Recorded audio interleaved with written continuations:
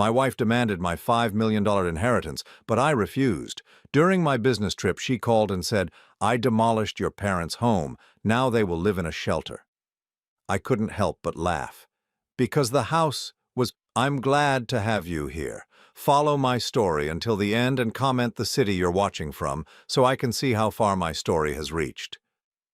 My name is Desmond, and at 54 years old, I thought I knew my wife completely. 8 years of marriage had taught me her rhythms, her moods, her little habits that once seemed endearing. But as I sat in that sterile hotel room in Chicago, staring at my phone after the call ended, I realized I had been living with a stranger. The phone had rung at exactly 3:15 in the afternoon. I was reviewing quarterly reports for my consulting firm, the kind of tedious work that pays the bills but numbs the soul. When I saw Lisa's name on the screen, I smiled. Despite everything that had been happening between us lately, I still felt that familiar warmth when she called. "Hi, sweetheart," I answered, setting down my pen and leaning back in the uncomfortable desk chair. "Desmond!" Her voice was different, sharp, triumphant in a way that made my stomach clench. "I have something to tell you." I waited, listening to her breathing on the other end. There was something theatrical about her pause, like she was savoring a moment she had been planning for weeks. "I demolished your parents' house."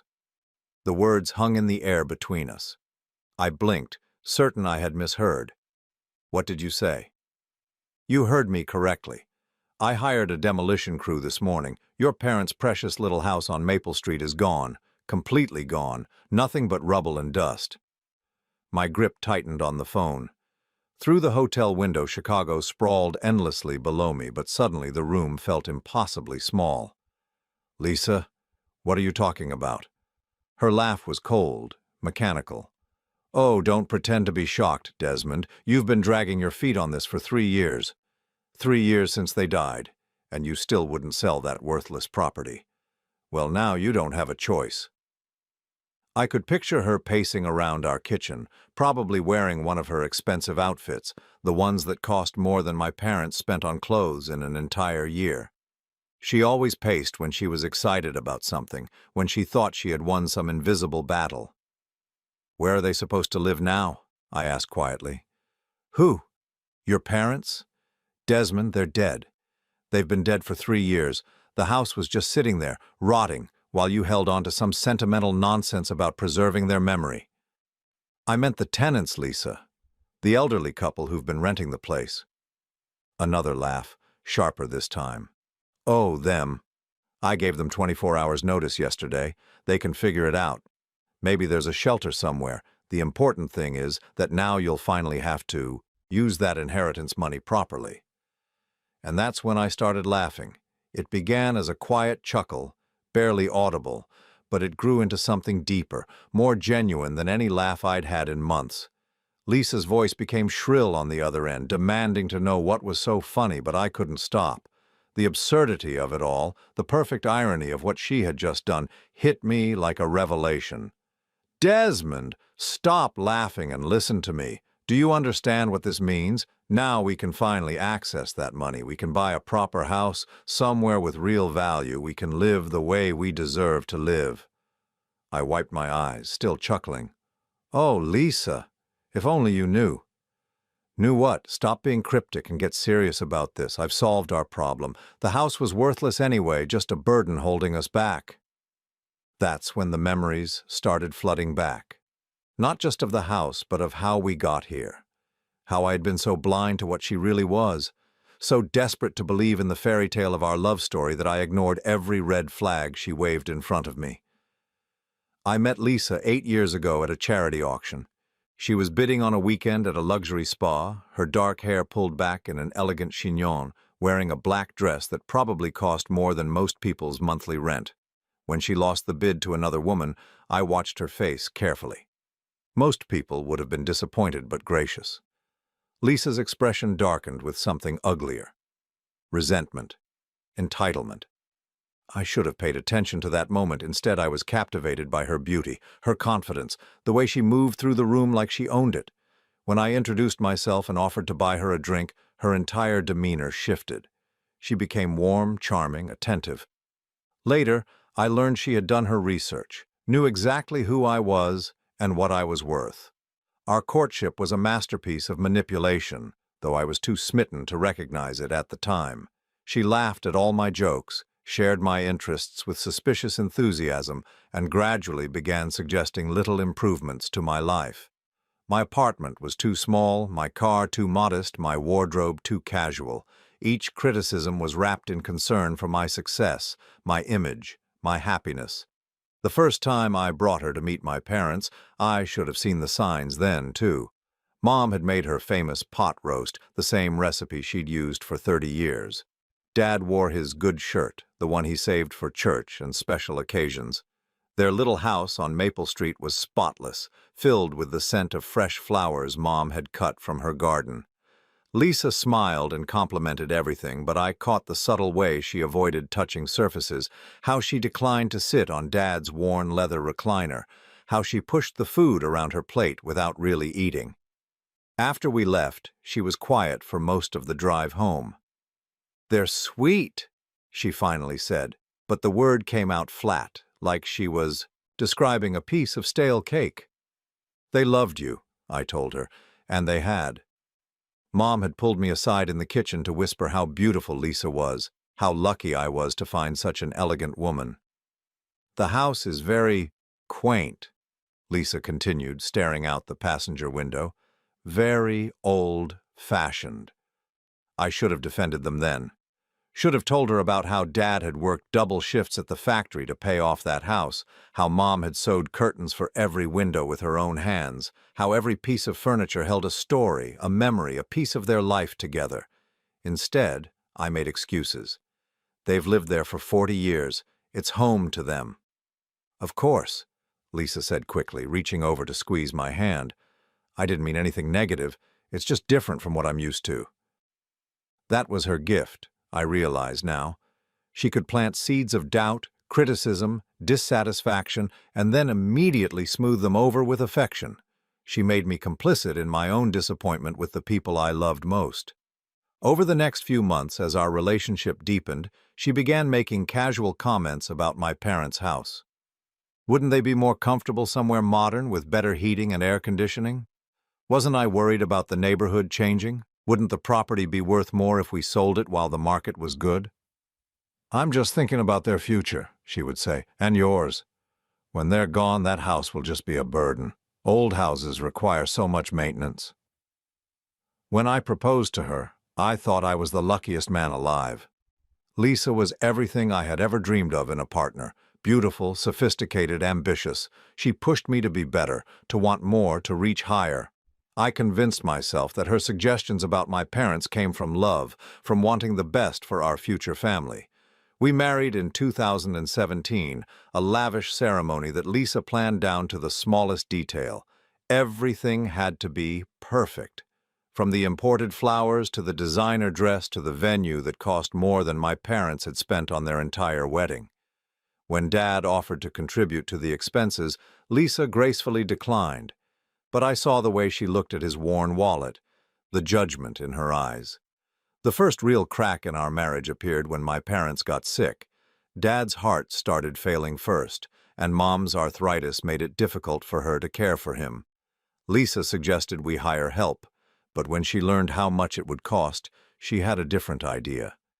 "There are excellent care facilities," she said, showing me glossy brochures.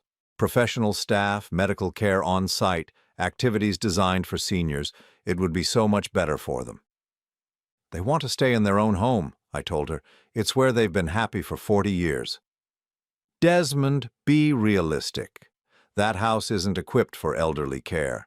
No grab bars in the bathroom, stairs to navigate, no emergency response system. What if something happens when you're not there?" She was logical, practical, seemingly concerned for their welfare, but I knew my parents. They had told me repeatedly that they wanted to live out their days surrounded by their memories, their garden, their neighbors who had become family over the decades. When they died within 6 months of each other in 2021, Lisa's mask slipped just a little.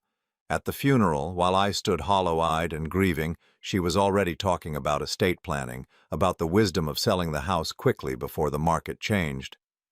"I know this is hard," she said that night as I sat staring at the photo albums Mom had kept so carefully. "But holding on to the past won't bring them back. The best way to honor them is to move forward, to build something meaningful with what they left you." What they left me was $200,000 from their life insurance and retirement savings, plus the house they had finally paid off just 5 years before they died. To Lisa, it was a windfall we could use to upgrade our lifestyle. To me, it was all that remained of two people who had loved me unconditionally. Now, sitting in this hotel room, listening to her describe the destruction of everything I had left of them, I finally understood what I had been too blind to see for 8 years. "Desmond, are you listening to me?" Lisa's voice cut through my thoughts. "We need to talk about how we're going to invest this money. I've been looking at houses in Westfield Heights, real estate with actual value."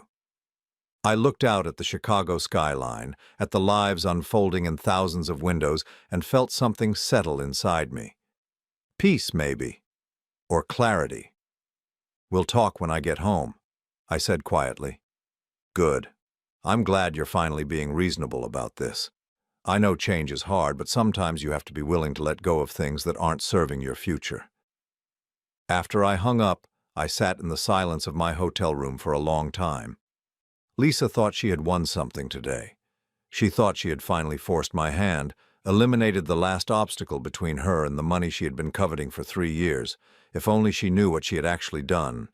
If only she knew that the house she had just demolished wasn't the only secret I had been keeping.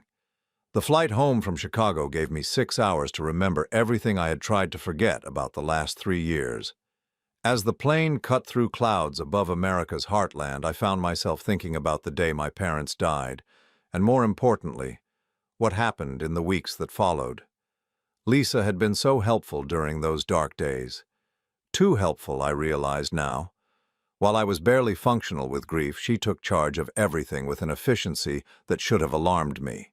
She organized the funeral, contacted the insurance companies, and had already scheduled 3 real estate appointments before Mom and Dad were even in the ground.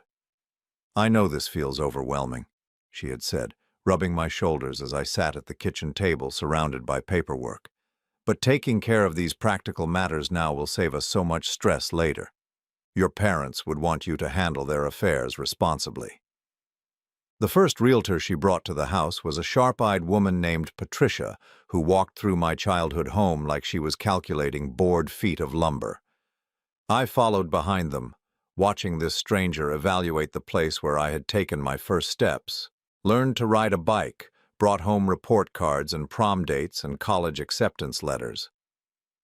"The bones are good," Patricia said, running her hand along the living room wall. "But obviously it needs complete updating. New kitchen, new bathrooms, hardwood floors refinished. The electrical probably needs to be brought up to code." Lisa nodded enthusiastically. "How much do you think we could get for it as is?" "As is? Maybe 120,000, 130 at the most.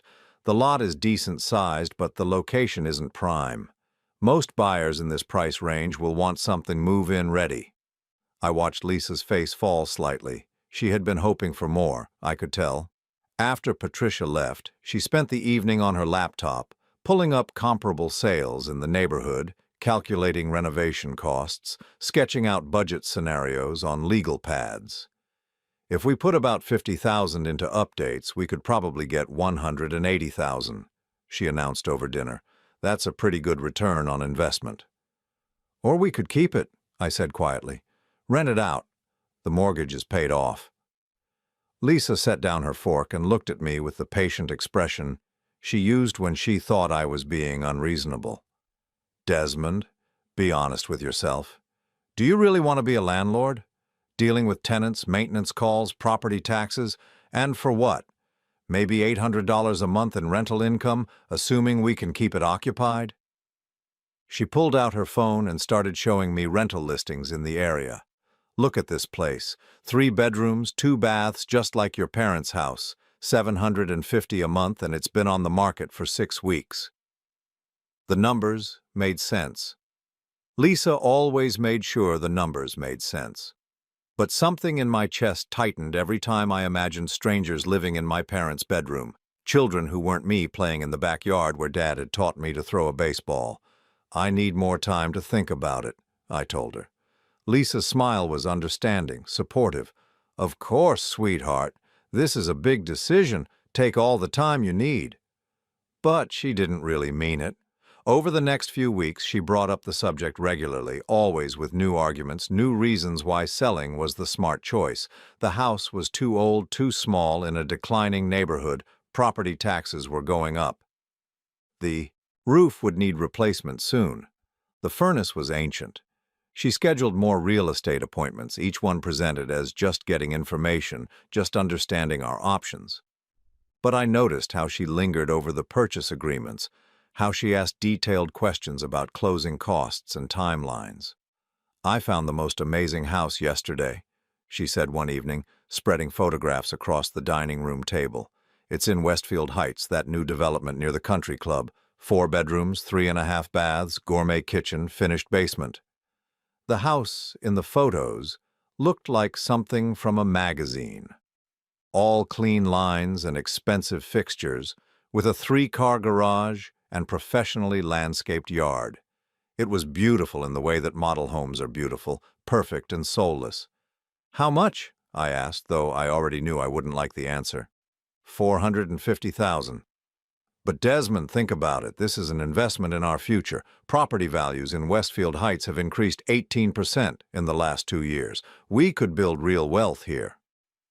I did the math in my head. Even if we sold my parents' house for the optimistic $180,000 plus the $200,000 from their life insurance and savings, we'd still need to finance almost half the purchase price.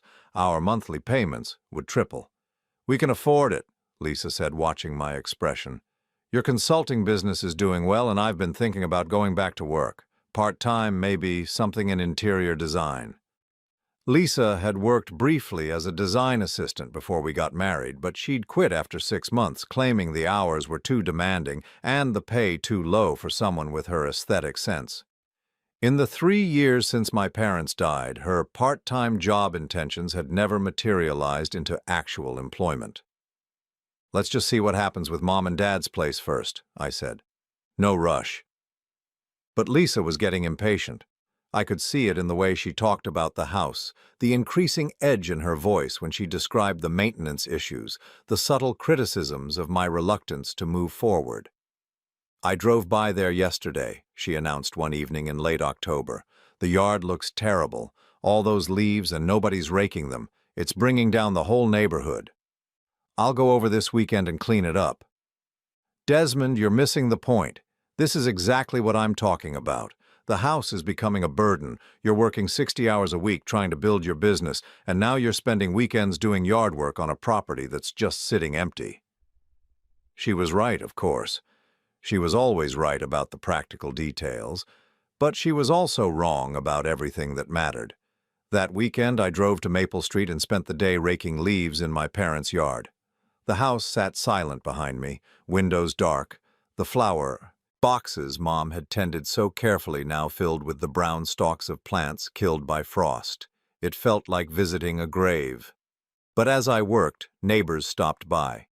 Mrs. Patterson from next door brought me a thermos of hot coffee. The Hernandez family asked if I was planning to rent the place out, mentioned that their nephew was looking for somewhere to live. Tom Morrison, the retired mechanic who lived across the street, offered to keep an eye on the property during the winter. These people had been my parents' friends for decades. They had watched me grow up, celebrated my graduation, attended my wedding. They still asked about my parents with genuine affection, shared stories about Dad helping them fix their cars and Mom bringing casseroles when someone was sick. Standing in that familiar yard, surrounded by these familiar faces, I made a decision. I called Lisa that afternoon and told her I wanted to rent the house out after all. She was quiet for a long moment. "Are you sure about this?"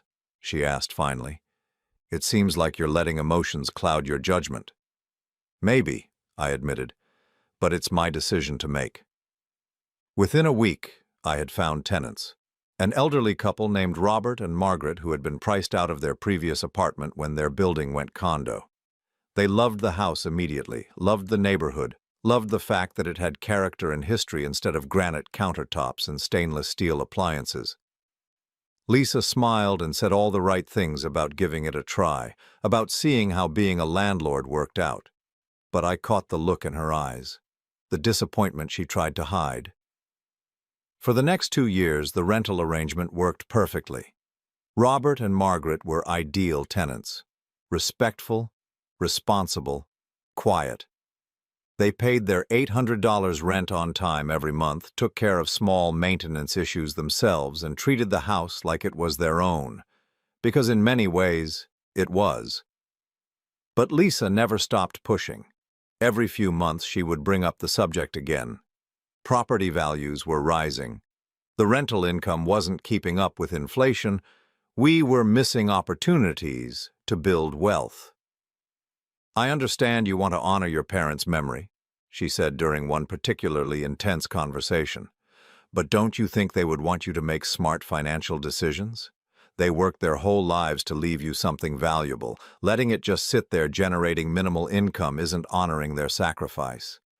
She had a gift for making me feel guilty about my own sentimentality, for framing her ambitions as concern for my well-being or respect for my parents' wishes. But I held firm, and eventually she seemed to accept that I wasn't going to change my mind. Until this morning, when she decided to take matters into her own hands. What Lisa didn't know, what she couldn't have known, was that 6 months ago I had made a different kind of decision. Not about the house, but about our marriage, about her, about the future she was so desperately trying to control. I had begun to see through the careful facade she maintained, the way she manipulated conversations to always end up where she wanted them. I noticed how she talked about money, about status, about the life she felt entitled to live. I saw how she looked at our friends' houses, their cars, their vacations, always calculating, always comparing. And I started to plan. The house on Maple Street that Lisa had demolished this morning wasn't the only property I owned. It wasn't even the most valuable one. 3 years ago, while she was busy pressuring me to sell my parents' house, I had been quietly investigating something else entirely. Mom and Dad's property on Maple Street sat on almost 2 acres of land. Most of it was behind the house, hidden by old oak trees and overgrown hedges. To Lisa, to the realtors, to anyone who just looked at the house from the street, it appeared to be a modest lot in a working-class neighborhood. But I remembered something from my childhood, something I had never mentioned to Lisa. I remembered Dad talking about the land surveys from the 1980s, about how the city had approached him about purchasing the back portion of the property for a new municipal building. Dad had turned them down because he didn't want the disruption, but he had kept the survey documents in his file cabinet. After the funeral, while Lisa was busy planning our financial future, I spent an afternoon going through Dad's old papers. The survey was still there, along with correspondence from the city and a private development company that had also shown interest in the land. I made some quiet phone calls, had lunch with a few people, drove out to look at comparable properties that had sold recently. What I discovered changed everything. The back acre and a half of my parents' property was worth $5 million. As the plane began its descent into our home airport, I smiled for the first time since Lisa's phone call. She thought she had demolished my parents' house to force me into selling the property. She thought she had finally eliminated the obstacle between her and the inheritance money she had been coveting for 3 years. What she had actually done was demolish a worthless replica I had built on the original foundation using materials that cost me less than $50,000. The real house, the one with all my childhood memories, my parents' furniture, Mom's garden, and Dad's workshop, was safe in storage, along with the $5 million I had received when I quietly sold the back portion of the property to developers last year. Lisa wanted to play games with my inheritance. She had no idea what game she was actually playing. The taxi pulled into our driveway at exactly 7:30 in the evening, and I could see Lisa waiting at the window before I even paid the driver. She had that look on her face, the one she wore when she thought she had won something important. Her silhouette moved away from the glass as I walked up the front steps, and by the time I reached the door, she was already opening it. "Welcome home," she said, and there was something different in her voice, a confidence I hadn't heard in months. She was wearing the black dress she saved for special occasions, her hair perfectly styled, makeup freshly applied. She looked like she was celebrating. "Liza." I set my briefcase down in the foyer and loosened my tie, studying her face. "You look nice." "I thought we should discuss our situation properly. Over dinner." She gestured toward the dining room, where I could see she had set the table with our good china, lit candles, even opened what looked like an expensive bottle of wine. "I ordered from that Italian place you like." I followed her into the dining room, noting the care she had taken with the presentation. This was Lisa at her most strategic, using atmosphere and attention to detail to create the mood she wanted. She poured wine into both glasses, her movements deliberate and graceful. "So," she said, settling into her chair with a satisfied smile, "I imagine you've had some time to think about our conversation today." "I have." I took a sip of wine, watching her over the rim of my glass. The Chianti was excellent, probably cost more than Robert and Margaret paid for groceries in a month. "Tell me exactly what you did." Lisa's eyes lit up with enthusiasm. "I called Morrison Brothers Demolition first thing this morning. They had a crew available, and I told them it was an emergency situation. The house was structurally unsound, needed to come down immediately for safety reasons." "And they believed that?" She waved a dismissive hand. "I can be very persuasive when necessary. I also may have mentioned that we were the property owners and had already cleared it with the city. They were there by 10 o'clock. I set down my wine glass and leaned back in my chair. "You lied to a demolition crew to tear down a house you don't own." "Desmond, we are married. Community property laws mean I have as much right to make decisions about that house as you do." Her tone was matter-of-fact, like she was explaining basic arithmetic. "Besides, what's done is done. The important thing is that now we can move forward." She reached across the table and pulled out a folder I hadn't noticed before. Inside were photographs printed from her phone, showing the demolition in progress. I could see the Morrison Brothers truck, 2 workers in hard hats, and the systematic destruction of what Lisa believed was my parents' house. "I documented everything," she said proudly. "I wanted you to see that it was handled professionally. No damage to the surrounding properties, everything cleaned up properly." I studied the photos carefully. The house in them looked exactly like my parents' home from the street view. Same white paint, same blue shutters, same front porch with the swing Dad had built when I was 12. But I knew something Lisa didn't know. What she had demolished was a carefully constructed replica I had commissioned 18 months ago. The idea had come to me gradually as I watched Lisa's frustration with my refusal to sell the property grow more intense. She was becoming increasingly bold in her attempts to force my hand, and I realized I needed to protect what was truly valuable while appearing to give her what she wanted. The real breakthrough came when I discovered the true value of the land. It started with a conversation I had with Tom Morrison, the retired mechanic who lived across the street from my parents. Tom was one of those men who paid attention to everything happening in the neighborhood, and during one of my visits to check on the rental property, he mentioned something interesting. "Lot of fancy cars been driving through lately," he said, leaning against his mailbox as I finished mowing the front yard. "Suits with clipboards measuring things. Your folks ever mention anything about the city wanting to buy their land?" I paused, thinking back to conversations from my childhood. "Dad mentioned something once about a municipal building, but that was years ago." Tom nodded knowingly. "Well, something's got their interest again. Saw them back there by the old oak trees yesterday, taking pictures and such. That evening I called the city planning office and requested copies of all recent surveys and development proposals for Maple Street. What I found buried in the paperwork made my hands shake. 3 different entities had submitted formal inquiries about purchasing large parcels of land in my parents' neighborhood for development projects. The area was being rezoned from residential to mixed-use commercial. Property values weren't just going up, they were about to skyrocket. But the most shocking discovery came when I hired my own surveyor to examine the exact boundaries of my parents' property. The land extended much further back than I had ever realized.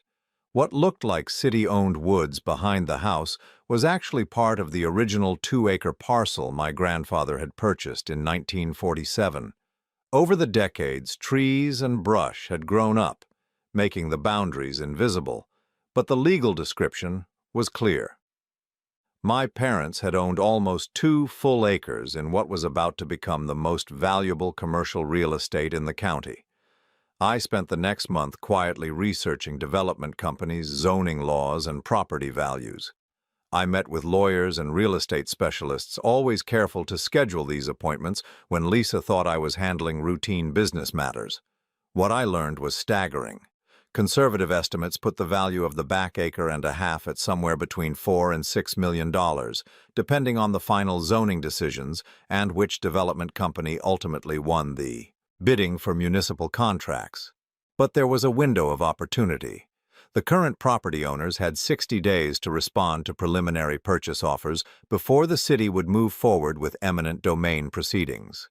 Most of the elderly residents in the neighborhood had already sold, taking quick cash offers without understanding the true value of what they were giving up. I had a choice to make. I could tell Lisa about the discovery and let her push me into a quick sale that would net us maybe half of what the land was actually worth. Or I could handle this strategically, protect the true value, and see exactly how far she would go in her attempts to control our financial future. I chose the strategic approach. Working with a discreet real estate attorney, I set up a shell company called Heritage Land Holdings. Then I quietly negotiated the sale of the back portion of the property to Westfield Development Group, the company that had won the municipal building contract.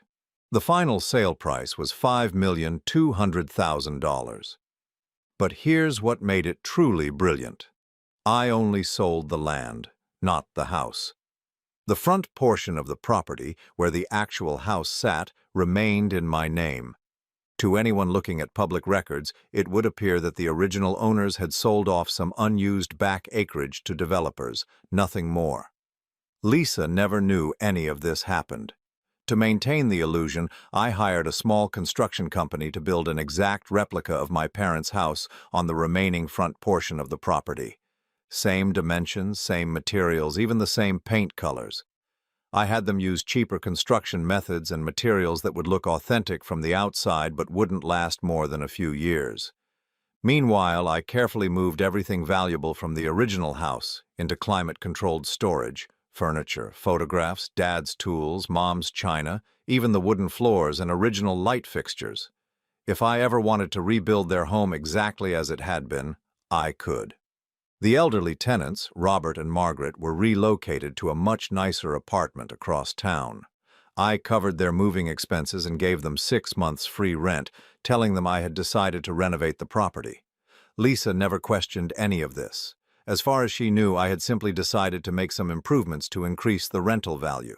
For 18 months, the replica house sat on Maple Street, looking exactly like my parents' home from the outside. Lisa drove by occasionally, always returning with complaints about how it was dragging down the neighborhood or concerns about the cost of maintenance.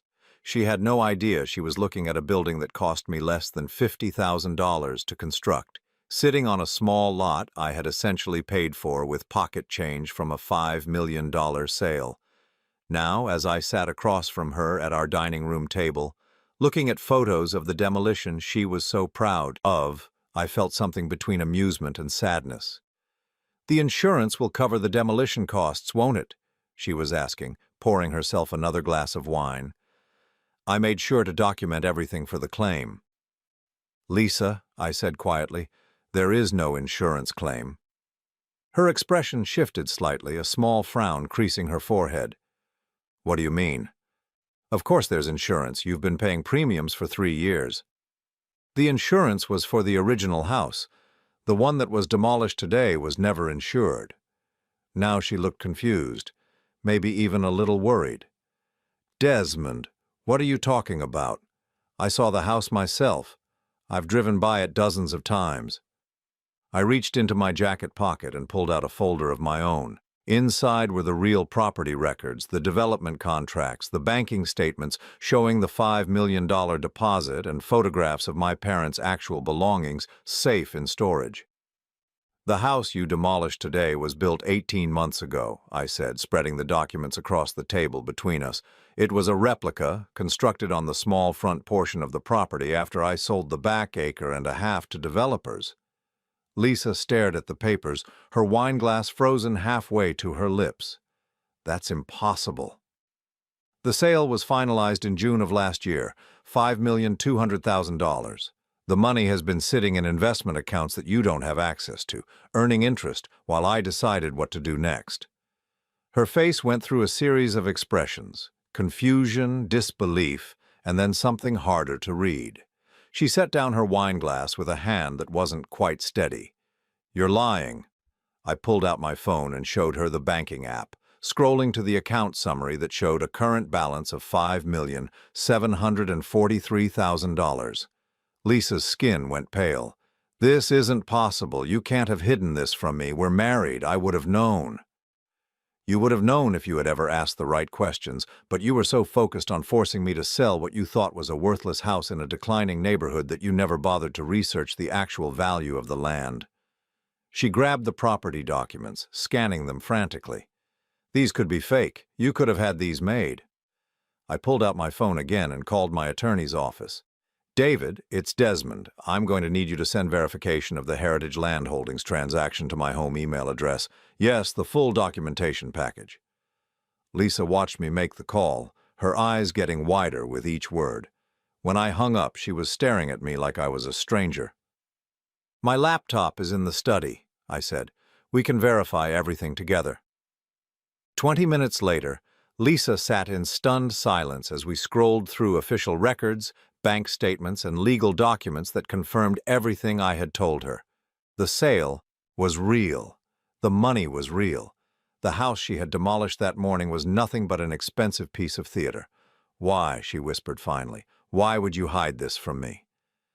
I looked at her sitting there in her black dress, surrounded by the candles and expensive wine she had used to set the scene for what she thought would be her victory celebration, and I felt something like pity. "Because I needed to see how far you would go," I said. "I needed to know who you really are." And now I knew. The question was, what was I going to do about it? The silence in our dining room stretched for what felt like hours, though it was probably only minutes. Lisa sat motionless, staring at the laptop screen that displayed our banking information, her face cycling through emotions I had never seen before. The candlelight flickered across her features, creating shadows that made her look like a different person entirely. Finally, she closed the laptop with deliberate slowness and looked up at me. "You tested me," she said, and her voice was different now, colder. The warmth and charm that had captivated me 8 years ago were completely gone. "You set up an elaborate scheme to test your own wife." "I protected myself," I corrected. "There's a difference." Lisa stood up from the table, her movement sharp and sudden. The wineglass tipped over, spilling red wine across the white tablecloth, but she didn't seem to notice. She began pacing around the dining room, her heels clicking against the hardwood floor in a rhythm that reminded me of a predator circling its prey. "Protected yourself from what exactly?" Her laugh was bitter, unlike any sound I had ever heard from her before. "From your loving wife who was trying to help you make smart financial decisions? From someone who was trying to manipulate me into giving her access to money she felt entitled to." She stopped pacing and whirled to face me. "Entitled to? Desmond, I am your wife. We are supposed to be partners. Everything you have, everything we build together belongs to both of us." Is that what you really believe? Or is that what you told yourself to justify your behavior? For a moment I thought she might try to maintain the facade, to keep pretending that her motivations had been pure. But something in my tone, or maybe just the futility of continuing the act, made her abandon the pretense entirely. Do you want to know what I really think? She said, crossing her arms and fixing me with a stare that was pure ice. I think you're pathetic. I think you've wasted 8 years of my life pretending to be something you're not. There it was. The real Lisa, the one I had glimpsed in small moments over the years, but had convinced myself I was imagining. What did you think I was pretending to be? Successful, ambitious, someone with actual vision for the future. She gestured around our dining room, at the expensive furniture and artwork we had accumulated during our marriage. When I met you, I thought you were going places. I thought you understood that life is about building something meaningful, about achieving status, about creating wealth. And instead, you're a sentimental fool who clings to the past and wastes opportunities because you're too afraid to take risks. Her voice was getting louder, more venomous. Do you know what our friends say about us, Desmond? Do you know how embarrassing it is to explain why we still live in this modest house while your business brings in enough money to afford something in Westfield Heights? I blinked, genuinely surprised. This house embarrasses you? Everything about our life embarrasses me. Your cheap suits, your practical car, your complete lack of interest in the social connections that could actually advance your career. She was pacing again, gesticulating wildly. I've spent 8 years trying to push you to be better, to want more, to act like someone who deserves respect. And my parents' house was just another example of my failures? Lisa laughed, and the sound was genuinely ugly. Your parents' house was a symbol of everything that's wrong with you, holding on to a worthless piece of property in a declining neighborhood because of sentimental attachment to people who never achieved anything meaningful in their entire lives. The words hit me like a physical blow. I had known Lisa look down on my parents, but hearing her articulate her contempt so clearly, so brutally, made something cold settle in my chest. They were good people, I said quietly. They were losers, she shot back. Your father worked in a factory for 40 years and had nothing to show for it but a mortgage on a house that should have been torn down decades ago. Your mother spent her whole life cooking and cleaning and gardening like it was still 1950. They lived small, meaningless lives, and you were determined to honor that mediocrity. I stood up slowly, my hands steady despite the rage building inside me. Those people loved me unconditionally. They raised me to value loyalty, honesty, and hard work, everything you've proven yourself incapable of. Oh, please, Lisa rolled her eyes. Don't lecture me about loyalty. I've stood by you for 8 years while you consistently refused to live up to your potential. I've pretended to be satisfied with this mediocre life while you wasted opportunity after opportunity. Like what opportunities? Like the Westfield Heights house, like the investment properties I found for us, like the business partnerships I tried to arrange through my social connections. She was practically shouting now. Every single time I found a way for us to advance, to build real wealth, to move in circles that matter, you found some excuse to avoid taking action. Because those weren't investments, Lisa. They were schemes to spend money we didn't have on things we didn't need to impress people who don't actually matter. Don't matter? She stared at me incredulously. Desmond, these are the people who could transform your consulting business. These are the connections that could make us wealthy, really wealthy. But you're too small-minded to understand how the world actually works. I walked over to the window and looked out at our neighborhood. Middle-class houses on tree-lined streets where people lived quiet lives and raised their children and found happiness in simple things. The life my parents had built. The life Lisa found so contemptible. I understand perfectly how the world works, I said. I also understand how you work. When I turned back around, Lisa was standing by the table, her hands clenched into fists at her sides. Explain that. You targeted me 8 years ago because you thought I was weak enough to manipulate and successful enough to be worth the effort. You married me because you saw potential for financial gain, not because you loved me. That's ridiculous. Is it? When did you first ask about my parents' house, Lisa? How long after we started dating? She hesitated, and I could see her calculating, trying to remember exactly when she had first brought up the subject. I was concerned about their welfare. That house was clearly too much for them to maintain. You asked about property values on our third date." The words hung in the air between us. I watched her face change as she realized I remembered that conversation, one she probably thought I had forgotten years ago. "You were telling me about your childhood," I continued, "and I mentioned that my parents still lived in the same house where I grew up. You immediately asked what the neighborhood was like, whether property values had gone up, whether they had ever considered selling. That's called making conversation. That's called gathering intelligence, just like you did with everything else about my life. My business income, my investment accounts, my inheritance prospects. You turned courtship into a financial audit." Lisa's composure was cracking completely now. The elegant woman who had greeted me at the door was gone, replaced by someone whose mask had finally slipped entirely. "Fine," she said, her voice sharp and defiant. "You want honesty? I'll give you honesty.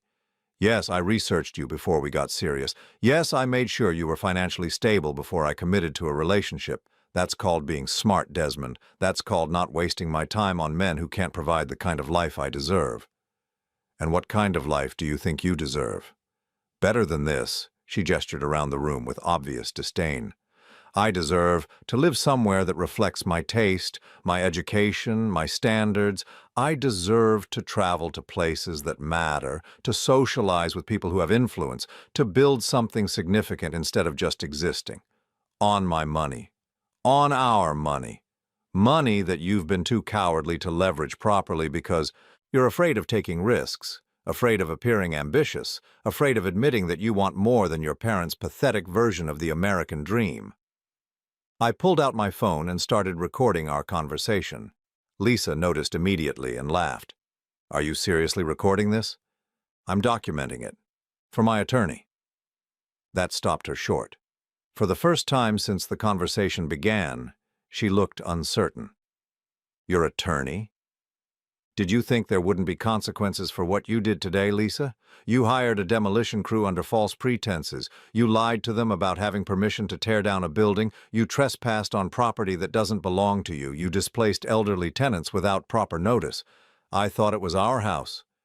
"No, you didn't. You knew it was rental property. You knew Robert and Margaret were living there. You just didn't care about destroying their home because you wanted to force my hand." Lisa sank back into her chair, and I could see her mind racing, trying to calculate how much legal trouble she might be in. "What about them?" I asked. "What about Robert and Margaret? Where do you think they're sleeping tonight?" "I don't know. It's not my responsibility." "A 78-year-old man and his wife are homeless tonight because of what you did, and you don't think that's your responsibility." "They're not homeless, Desmond. Don't be so dramatic. They probably went to stay with family or found another rental." "With 24 hours' notice? On their fixed income?" Lisa shrugged, and that gesture told me everything I needed to know about who she really was. "I've been supporting them for 3 months," I said quietly. "What?" "After you demolished what you thought was their home, I moved them into a furnished apartment across town. I'm covering their rent and living expenses until they get back on their feet, because unlike you, I actually care about the people who get hurt by my decisions."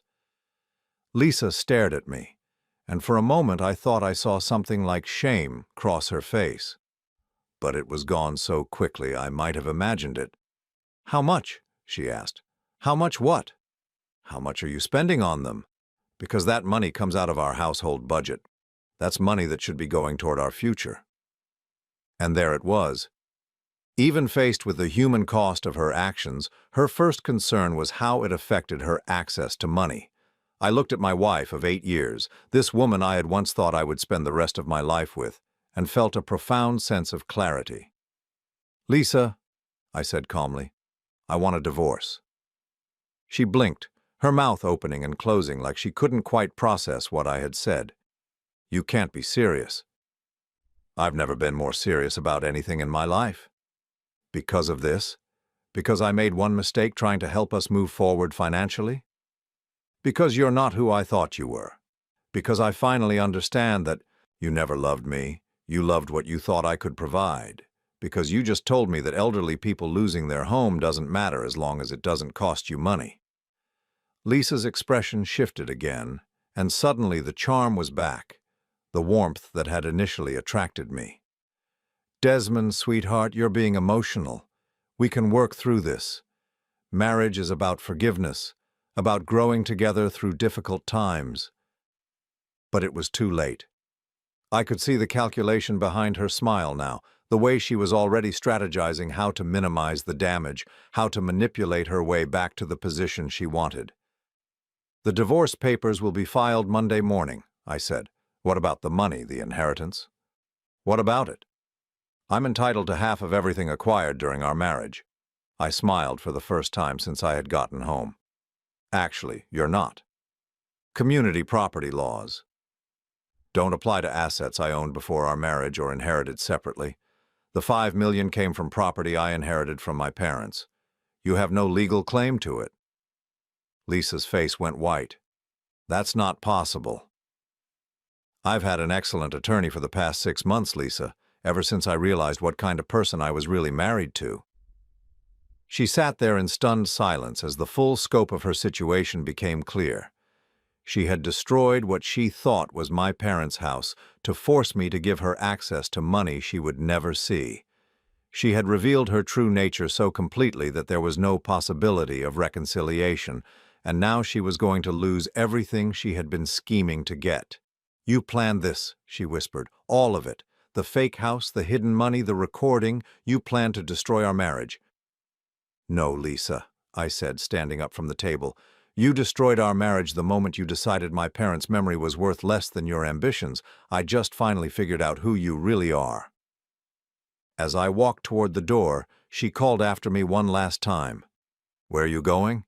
I paused in the doorway and looked back at her, sitting alone at the candle-lit table, surrounded by the evidence of her own greed and manipulation. "To pack my things. You can stay in the house until the divorce is finalized, but I won't be living with you anymore." "Desmond, please, we can fix this." But there was nothing left to fix. The woman I had fallen in love with had never existed.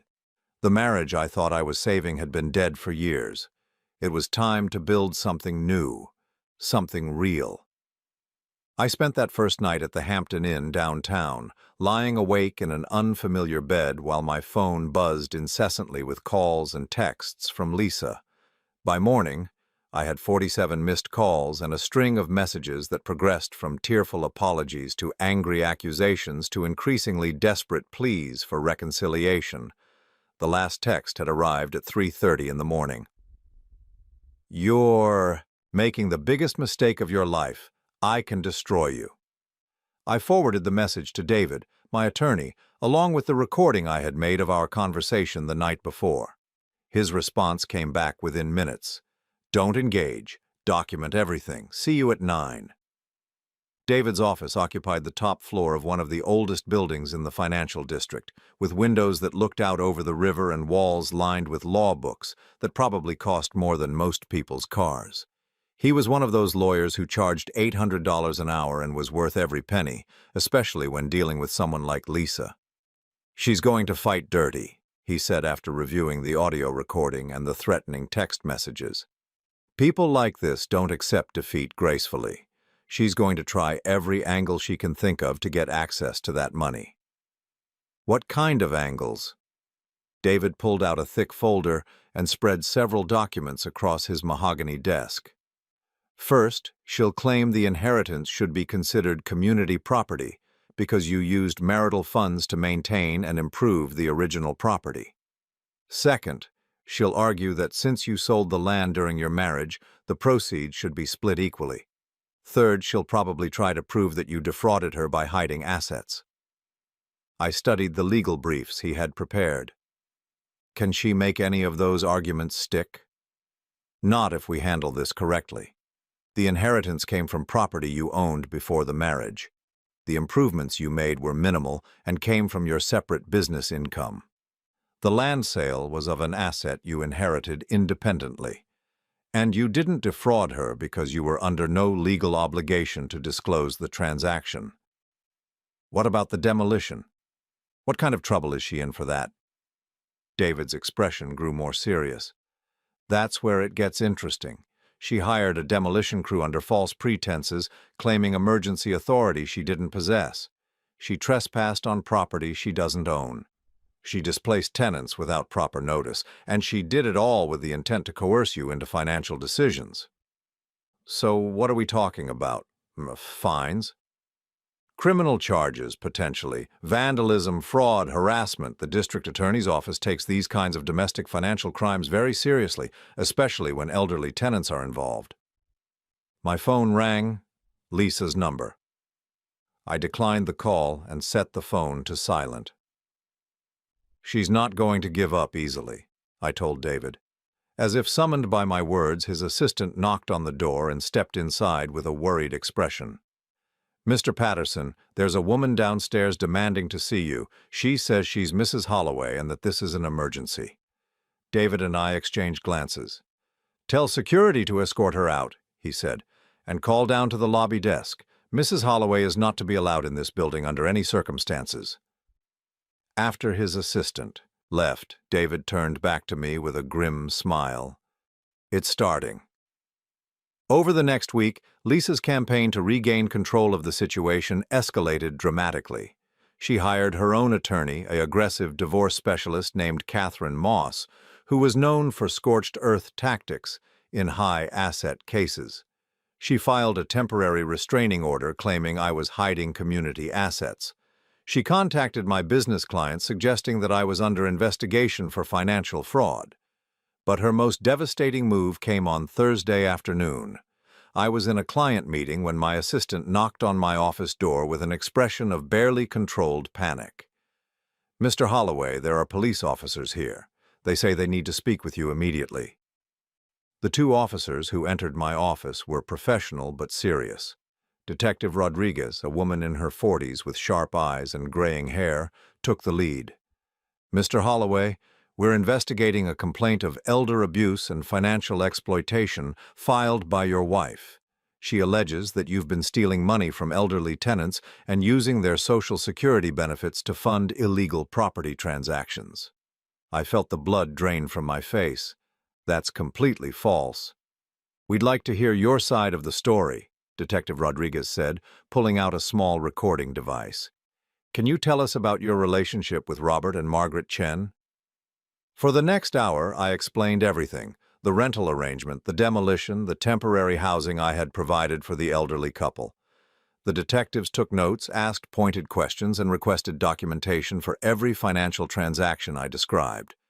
"Your wife provided us with bank records showing regular transfers from accounts associated with the Chen family," Detective Martinez said. "Can you explain those deposits?" I pulled out my phone and called David's office. "I need to speak with my attorney before answering any more questions." The investigation lasted 3 days. During that time, Lisa fed the police a carefully crafted narrative that painted me as a predator who had been systematically stealing from vulnerable elderly people while hiding assets from my wife. She provided bank statements that appeared to show suspicious financial activity, witness statements from neighbors who had seen Robert and Margaret looking distressed, and her own tearful testimony about discovering my alleged crimes. What she didn't know was that I had been documenting everything for months. When David and I finally sat down with the detective team on Friday morning, we brought our own evidence: the original rental agreements, receipts for every deposit and expenditure, medical records showing Robert's recent heart surgery that had made them financially vulnerable, and most importantly, video statements from Robert and Margaret themselves. "Mrs. Chen," Detective Rodriguez said after watching the elderly woman's recorded testimony, "you're saying that Mr. Holloway has never taken money from you illegally?" On the laptop screen, Margaret Chen looked directly into the camera with the kind of dignity that comes from surviving 80 years of life's challenges. "Mr. Desmond has been nothing but kind to us," she said in her careful English. "When his wife destroyed our home, he moved us to a beautiful apartment and told us not to worry about rent until we found work. He brought us groceries, helped us understand the insurance papers, drove me to the hospital when Robert had chest pain. This is a good man." Detective Martinez turned to his notes. "And the financial transactions Mrs. Holloway flagged?" "Those were assistance payments," I explained, After the demolition left them homeless, I've been covering their living expenses. I have receipts for everything: rent, utilities, groceries, medical co-payments. David spread the documentation across the conference table. My client has been supporting the Chens as victims of his wife's criminal destruction of their home. Every penny can be accounted for, and it's all coming from Mr. Holloway's separate inheritance funds. The case against me collapsed within hours. By Friday afternoon, the police were no longer investigating me for elder abuse. Instead, they were building a case against Lisa for filing false reports, obstruction of justice, and the original vandalism charges. But Lisa wasn't finished. When the criminal charges became public record, she shifted tactics again. If she couldn't destroy me legally, she would try to destroy me socially and professionally. The Whisper campaign started over the weekend. Suddenly, people I had known for years were calling to ask if it was true that I was going through a difficult divorce involving financial irregularities. Clients began requesting meetings to discuss the stability of my consulting practice. Business contacts started avoiding me at networking events. Lisa had weaponized our social circle. She told carefully edited versions of our story to mutual friends, painting herself as the innocent wife who had discovered her husband's secret financial dealings and was now being punished for trying to protect elderly people from exploitation. She emphasized the hidden bank accounts, the demolished house, the police investigation, all while omitting the crucial context that would have explained my actions. The most painful blow came from people I had considered close friends. Richard and Susan Morrison, a couple we had socialized with for 5 years, actually confronted me at a charity event. "Desmond, we need to ask you directly," Richard said, pulling me aside near the bar. "Is it true that you've been hiding millions of dollars from Lisa? Because if you're having financial problems, there are better ways to handle it than deceiving your spouse." I looked around the hotel ballroom, where we had celebrated birthdays, anniversaries, and business successes together. Half the people in the room were avoiding eye contact with me. The other half were watching our conversation with obvious curiosity. "It's complicated," I said finally. "Susan ran into Lisa yesterday at the grocery store," Richard continued. "She was crying, said you had threatened to leave her homeless and penniless after 8 years of marriage. That doesn't sound like the man we know." What could I say? That their friend Lisa was a manipulative narcissist who had tried to destroy elderly people's lives to get her hands on money she felt entitled to? That she had been playing a long game of financial manipulation for our entire marriage? That everything they thought they knew about our relationship was based on careful lies? "The divorce will be final soon," I said instead. "I think you'll understand better when all the facts come out." But I could see in Richard's expression that he had already chosen a side, and it wasn't mine. That night I sat alone in my hotel room and took inventory of what Lisa's campaign had cost me. 3 business clients had terminated contracts, 2 long-term friendships were probably over. My reputation in professional circles was damaged, possibly permanently. But as I looked at my phone and saw a text message from Margaret Chen thanking me for helping her husband with his medication schedule, I realized something important. Lisa could take my money, my social status, even my professional reputation. But she couldn't take the one thing that actually mattered: my ability to look at myself in the mirror and know I had done the right thing. The criminal charges against her were moving forward. The divorce proceedings were progressing smoothly despite her attorney's aggressive tactics, and most importantly, I was finally free from the exhausting work of trying to love someone who was incapable of love. Monday morning, I got a call from David with news that would change everything. "The prosecutor wants to offer Lisa a plea deal," he said. 6 months of community service and restitution payments to the Chens in exchange for pleading guilty to vandalism and filing false police reports. What's the alternative? If she goes to trial and loses, she's looking at up to 2 years in prison, plus felony fraud convictions that would destroy any chance of professional employment. I thought about Lisa sitting in her attorney's office, finally understanding that her schemes had real consequences, that there were limits to how much damage she could do before the system fought back. "What do you think she'll do?" David was quiet for a moment. I think she'll take the deal. People like Lisa always take the deal when they're finally cornered. He was right. By Wednesday afternoon, Lisa had accepted the prosecutor's offer. The divorce settlement was finalized the following week. She kept the house and half of our joint savings accounts. I kept my business, my inheritance, and my freedom. But there was still one more surprise waiting for both of us. The final surprise that would define how this story really ended. 1 year later, I stood in the front yard of a modest two-story house on Elm Street, watching Robert Chen carefully plant tomatoes in the raised garden bed I had built the previous weekend. His movements were slow but determined, and every few minutes he would pause to wipe sweat from his forehead despite the cool spring morning. "Not too deep," Margaret called from the front porch where she sat shelling peas into a ceramic bowl. "Remember what the man at the garden center said about the roots." Robert waved his hand dismissively but adjusted the depth of his planting anyway. At 81 years old, he had learned to pick his battles with his wife of 57 years. This was their new home, the one I had purchased for them 6 months after the divorce was finalized. Not as a gift, but as an investment in something I had never fully understood before, the kind of wealth that can't be deposited in a bank account. The house cost $230,000, a price that would have seemed modest to Lisa, but felt exactly right to me. 3 bedrooms, 2 bathrooms, a kitchen with windows that caught the morning sun, and a yard large enough for Robert's vegetables and Margaret's flower gardens. Most importantly, it was theirs. The deed was in their names, the mortgage was paid in full, and they would never have to worry about anyone taking it away from them. "Mr. Desmond," Margaret called to me, "you stay for lunch? I made too much soup again."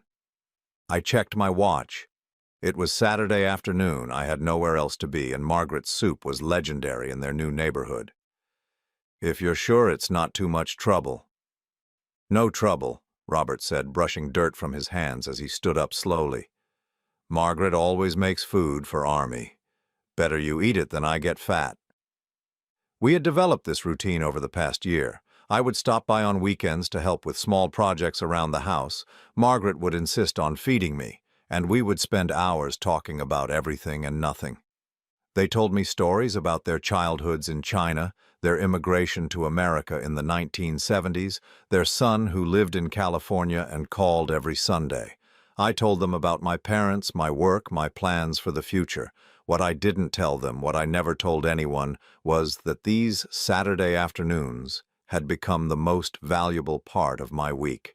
After lunch, as Robert settled into his recliner for his daily nap, and Margaret bustled around the kitchen despite my offers to help clean up, I found myself thinking about how much my life had changed since that phone call in the Chicago hotel room. The divorce had been finalized 8 months ago. Lisa kept the house in Westfield Heights, though she had to take out a mortgage to buy out my share of the equity. She also kept half of our joint savings accounts and investment portfolios, which amounted to about $400,000. Her attorney had fought hard to claim a portion of the inheritance, but David's careful documentation proved that the $5 million came entirely from property I had owned before our marriage. Lisa had accepted the criminal plea deal, serving 6 months of community service at a local food bank. The irony of forcing someone who had displaced elderly people to spend her weekends helping the homeless wasn't lost on me, though I took no particular satisfaction in it. Justice isn't about revenge, it's about consequences that match the harm caused. I had also heard through mutual acquaintances that she was struggling financially. The house payments were more than she could afford on her part-time income, and her legal fees had eaten up most of her divorce settlement. She had tried to sell the house twice, but the market had softened and she couldn't get enough to pay off the mortgage and have anything left over. More importantly, her reputation in our former social circle had crumbled once the full story came out. Richard and Susan Morrison, the couple who had confronted me at the charity event, had actually called to apologize 6 months after the divorce.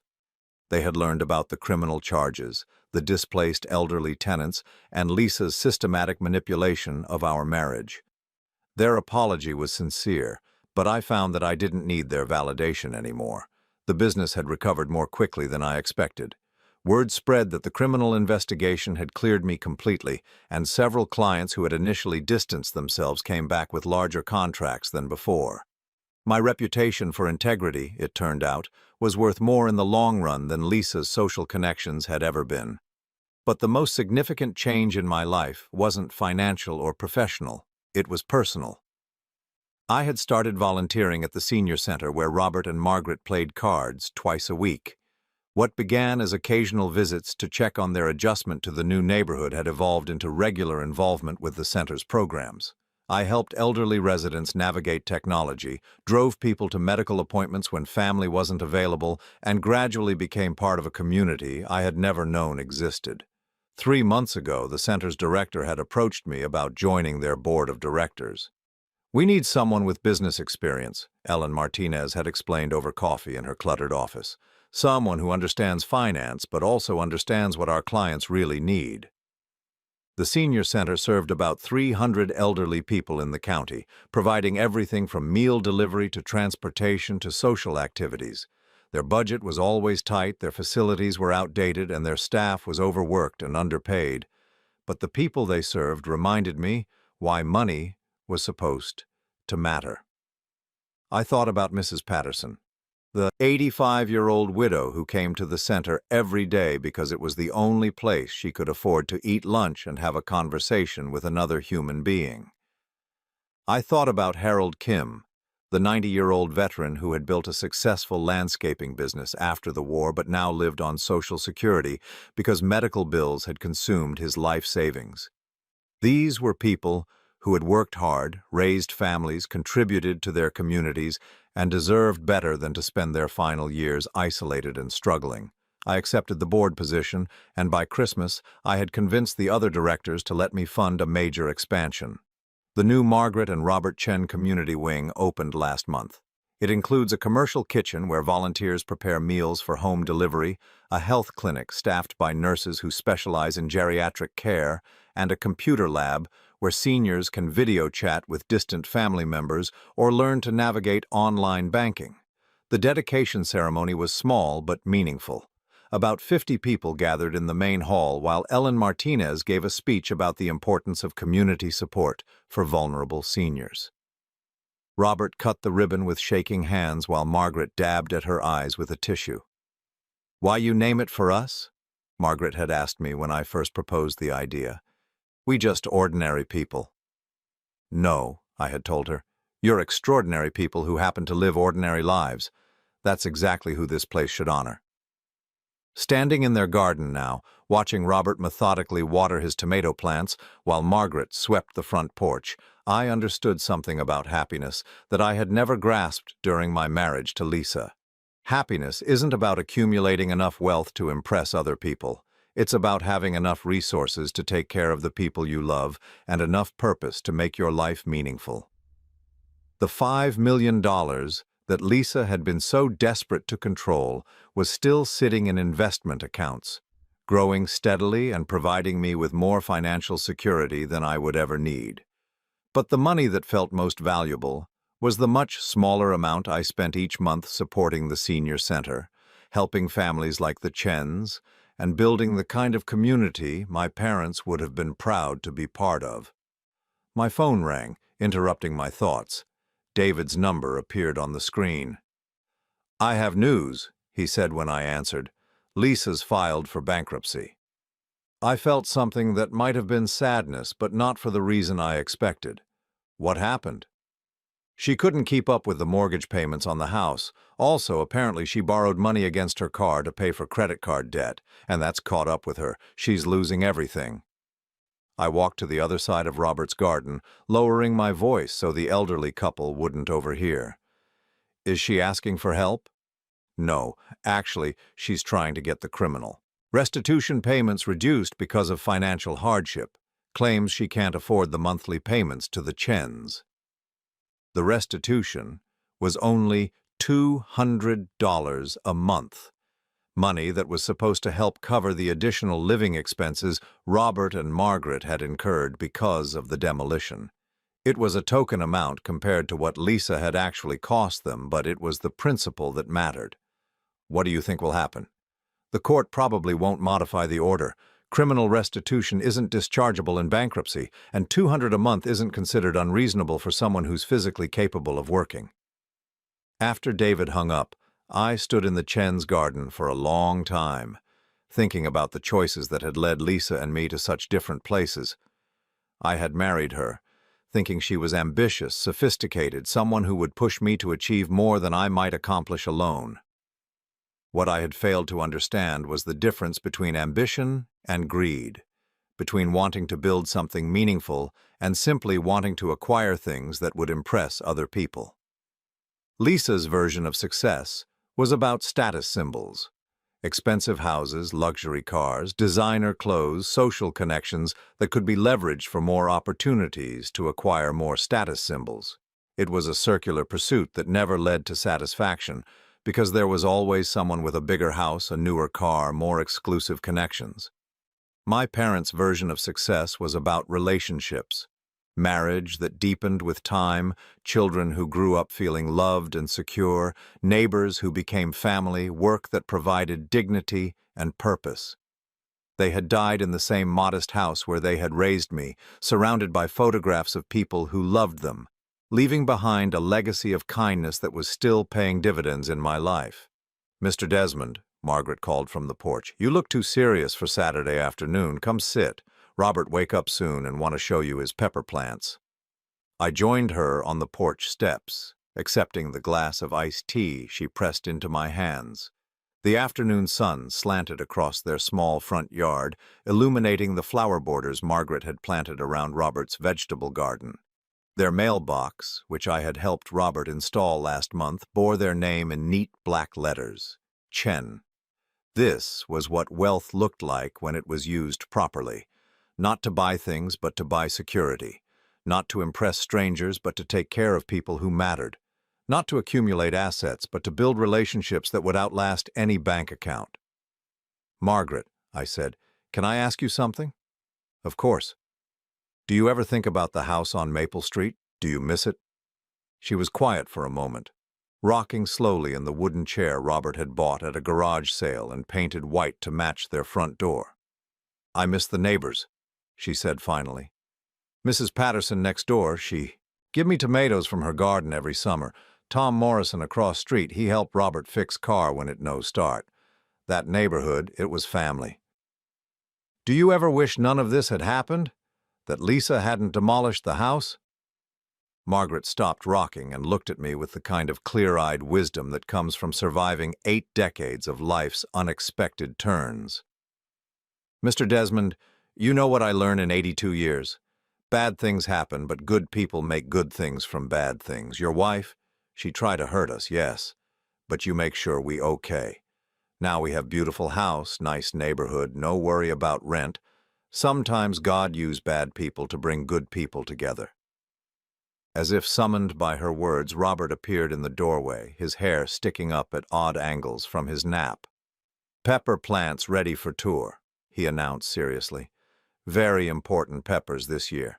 Margaret say they're going to be too hot, but I know what I'm doing." I spent the next hour examining Robert's carefully tended pepper plants while he explained his theories about soil preparation and optimal spacing. Margaret brought out a plate of homemade cookies and listened to his lecture with the patience of someone who had heard similar presentations for 57 years, but still found them endearing. When it was time to leave, they walked me to my car like they did every Saturday. Robert shook my hand formally while Margaret hugged me and pressed a container of leftover soup into my hands. "You drive careful," she said, the same words she used every week. "I will. See you next Saturday." "We be here," Robert said, and I knew they would be. As I drove home through the tree-lined streets of their neighborhood, past houses where families were finishing weekend dinners and children were playing in front yards, I thought about the letter I had received from Lisa's attorney the previous week. She was requesting a meeting to discuss what her lawyer called potential reconciliation discussions. Reading between the lines of legal language, she wanted to know if I would be interested in giving our marriage another chance. I had asked David, to respond with a polite but firm refusal. Some mistakes can be forgiven. Some relationships can be repaired with time, effort, and genuine commitment to change. But what Lisa and I had shared hadn't been a real marriage. It had been a performance, an elaborate fiction where I played the role of successful husband while she played the role of devoted wife. Both of us pretending that what we felt for each other was love instead of convenience. Real love wasn't what I had felt for Lisa during our 8 years together. Real love was what I saw between Robert and Margaret, two people who had built a life based on mutual respect, shared values, and genuine care for each other's well-being. Real love was what my parents had shared, the kind of partnership where each person's happiness was genuinely important to the other, where decisions were made based on what was good for both people instead of what benefited one person at the other's expense. That evening, I sat in my own modest apartment and reviewed the plans Ellen Martinez had sent me for the senior center's next expansion. With careful investment of another portion of my inheritance, we could add a small medical clinic and a transportation service for seniors who could no longer drive. It would cost about $800,000, money that Lisa would have considered wasted on people who couldn't provide anything in return. But I had learned something important over the past year. The best investments are the ones that pay dividends in satisfaction rather than dollars. As I signed the authorization forms and prepared to wire the funds, I thought about my parents and what they would think of how I had used their legacy. Dad, who had worked double shifts to pay off a modest mortgage, and Mom, who had saved every penny so they could leave me something valuable when they were gone. They had given me more than money. They had given me an example of how to live with dignity, how to value the right things, how to build wealth that mattered. And finally, at 55 years old, I was beginning to understand what they had been trying to teach me all along. The real inheritance wasn't the $5 million, it was the knowledge of how to use it.